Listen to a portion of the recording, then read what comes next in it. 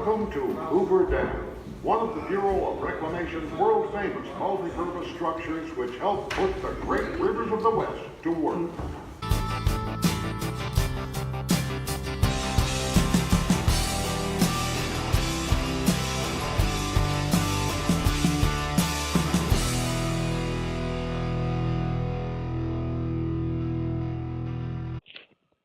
Hi guys, so we're headed out to the Hoover Dam today. We are a little late, but they don't sell tickets like currently online. So it's a first come first serve basis. So we are rushing over there to get it. I did realize this morning though that it's California time, and we're on the Arizona side, so it gave us a little hour there. Let's hope. All right, so we're gonna see if we can get. We want to do the whole tour. So like. The power plant one includes the visitor center.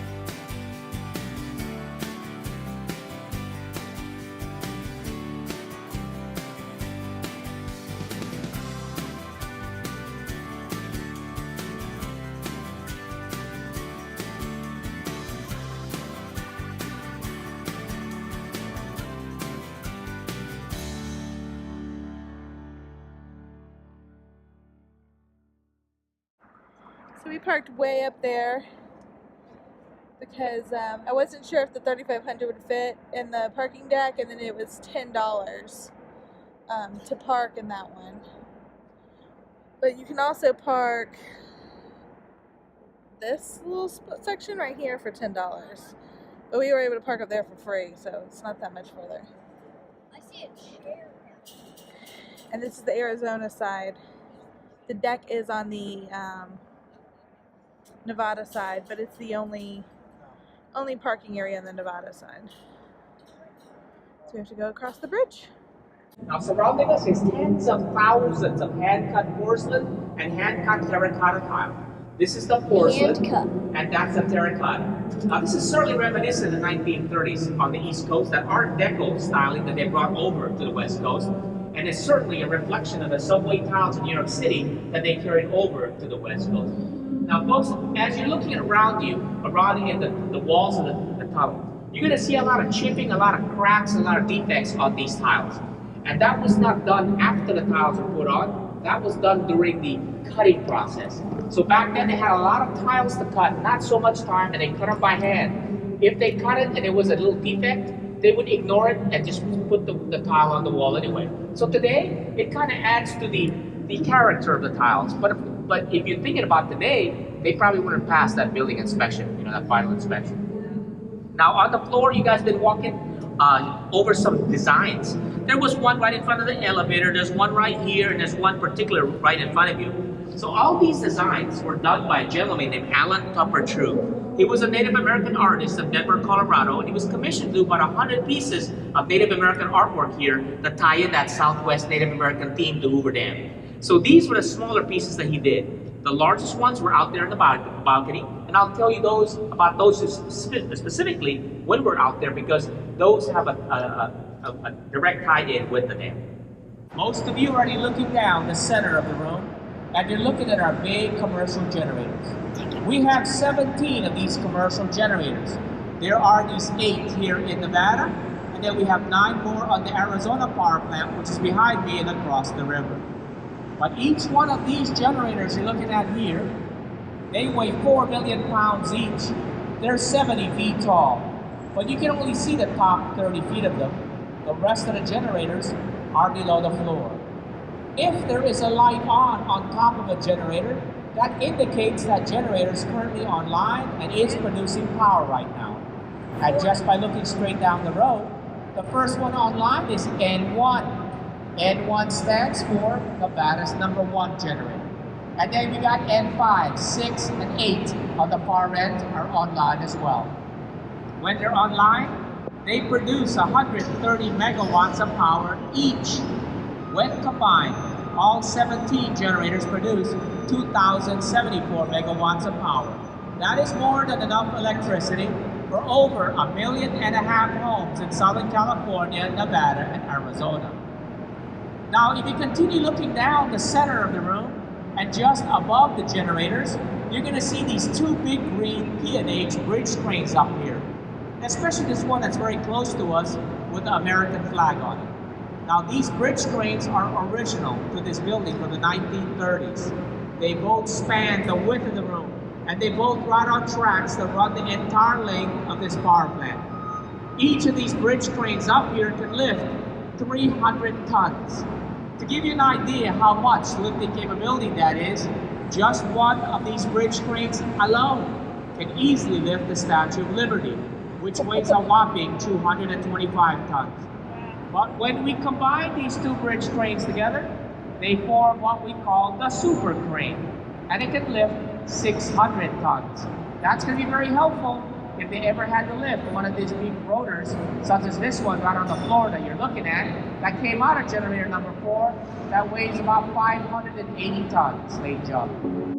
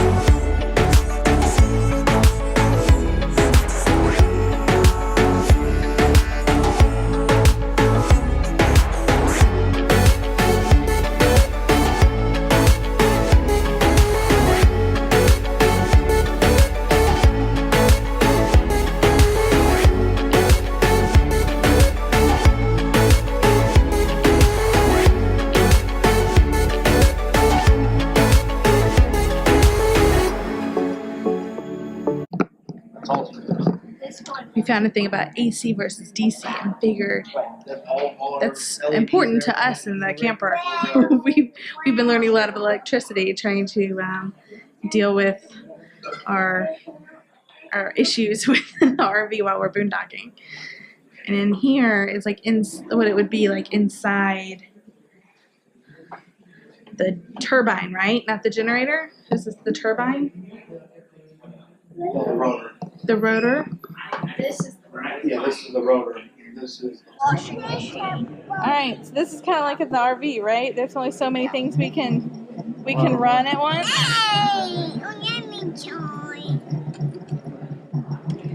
And it says how many watts you're using.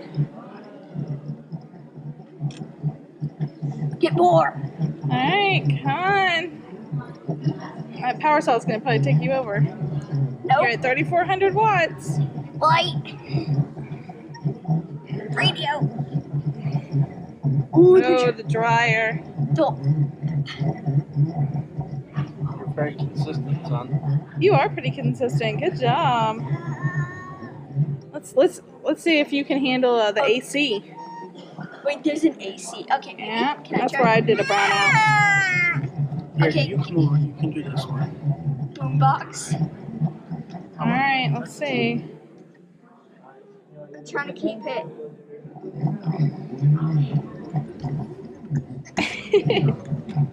We're not very many watts. Okay, let's get the AC on then. Oh no. Come on, keep going. No, I'm trying to keep. You're supposed to get in the green range. I'm trying to keep Oh, so you don't overdo it? so you don't overpower things. Oh. You're gonna get brown out.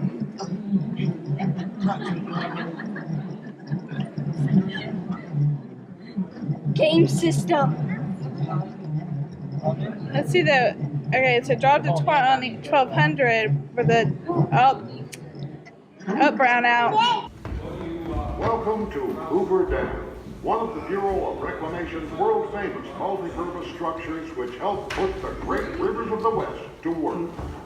Before you is a topographical model showing portions of 7 western states that share the waters of the Colorado River and its tributaries. In the foreground is the Colorado River.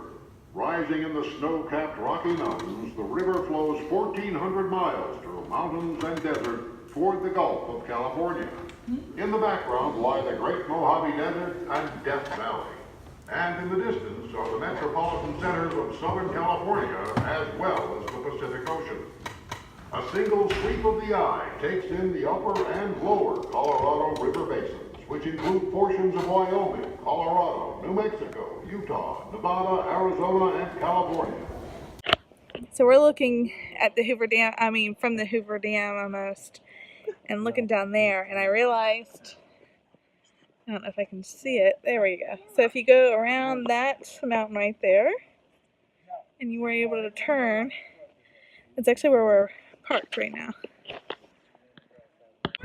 So that's where you go down from the line, and that's the line just to take the power plant tour.